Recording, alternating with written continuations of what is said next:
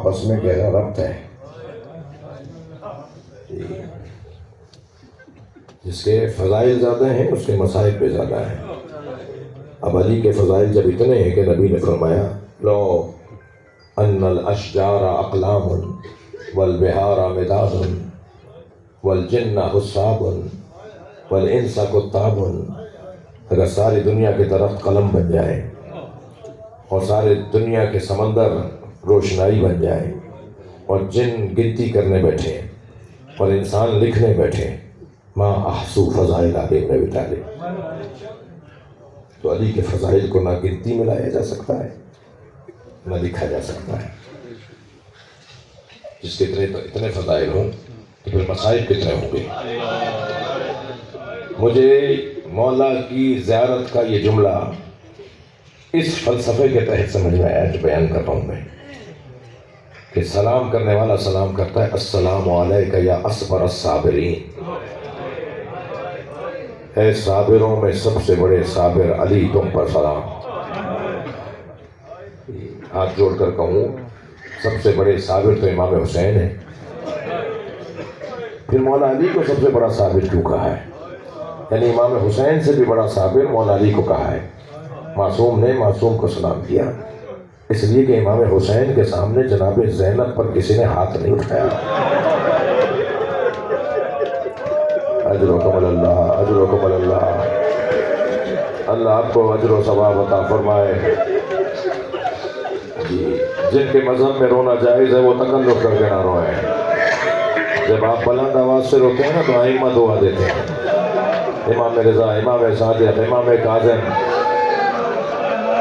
ائمہ اہل بیت نے حسین مولا پر رونے والوں کے لیے دعائیں دی ہیں. بلکہ امام رضا نے تو حضرت شبیب کے بیٹے فرزند شبیب ابن شبیب سے کہا کہ جب غم دنیا تمہیں گھیرنے لگے، جب پریشانیاں تمہاری بڑھنے لگیں تو پھر غم دنیا میں دل چھوٹا مت کرنا، فب کے دل حسین، مجلس میں جا کر حسین پہ رو لینا. تم جب میرے جد حسین پہ رو گے نا تو تمہاری پریشانیوں کا دباؤ تمہارے ذہن پہ ہوگا وہ ختم ہو جائے گا. تو جب کبھی کوئی پریشانی ہو نا تو پھر مرثیہ کھول کے پڑھ لیا کریں، ایک نوحہ پڑھ لیا کریں اور آنکھوں میں آنسو لے آئیں، یہ ساری پریشانیاں دور ہو جائیں گی. اجرکم اللہ اجرکم اللہ. آپ کی آوازیں بلند ہیں، اللہ آپ کو اس کا اجر عطا فرمائے. میرے مولا کے زیارت نامے میں ایک لفظ تو یہ ہے اصبر الصابرین. ایک لفظ اور بھی ہے اول مظلوم. مولا علی کے لیے زیارت میں آیا ہے پہلا مظلوم. پہلا مظلوم مولا علی کی ذات. اللہ کا کام بھی عزیزو اللہ کا ہے، ہر ایک سے اس کے مزاج کے مطابق امتحان لیتا ہے. حضرت ابراہیم کیا 120 سال کی عمر میں حضرت اسماعیل پیدا ہوئے، ضعیفی میں، بڑھاپے میں. منت مرادوں کے بعد حضرت اسماعیل دنیا میں آئے. اللہ نے کہا اسی کے گلے پہ چھری چلاؤ. یہ حضرت ابراہیم کا امتحان تھا. حضرت یوسف پانی سے ہولتے تھے. حضرت یوسف کو پانی سے ہول آتی تھی، بھائیوں نے کنویں میں ڈال دیا. یہ حضرت یوسف کا امتحان تھا. سنیں گے امام سجاد کا بدن بہت نازک تھا. اجرکم اللہ. نازنین بدن تھا امام سجاد کا، نرم نرم ہاتھ پیر تھے. اللہ نے بنایا ہی امام سجاد کو ایسا تھا. جب سفروں سے لوٹتے تھے تو بخار ہو جاتا تھا.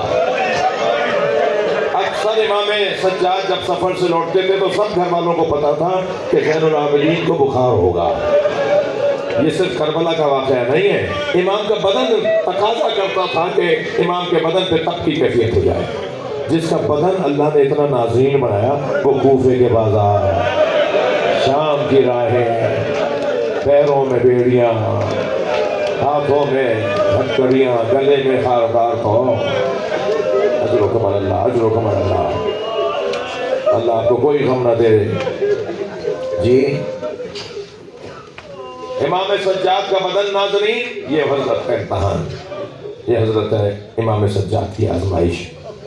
امام حسین کو پیاس بہت لگتی تھی.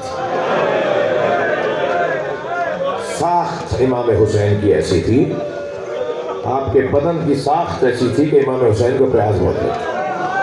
جب امام حسین کی ولادت قریب ہوئی نا تو ایک دن نبی مکرم سیدہ کے قریب آئے، اپنی بچی سے ملنے آئے، تو کیا دیکھا جناب زہرا رو رہی ہیں، سیدہ گریہ کر رہی ہیں۔ نبی نے فرمایا میری بچی کیوں رو رہی ہو؟